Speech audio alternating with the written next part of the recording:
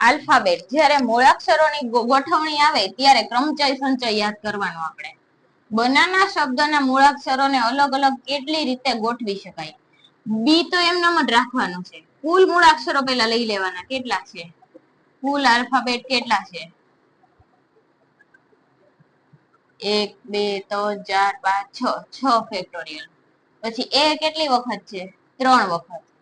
N કેટલી વખત છે? 2 વખત. જ્યારે ફેક્ટોરિયલ આવે એને 1 સુધીની સંખ્યા લઈ જવાની ચાલુ કરીને. 6 5 4 3 2 1. 3 2 1 2 1. ક્રોસ કરી દેવાના છેદને. આટલા વધ્યા. 6 પંચા 30, 30 ને 2, 30 ગુણ્યા 2 60. આન્સર કયો આવશે? 60.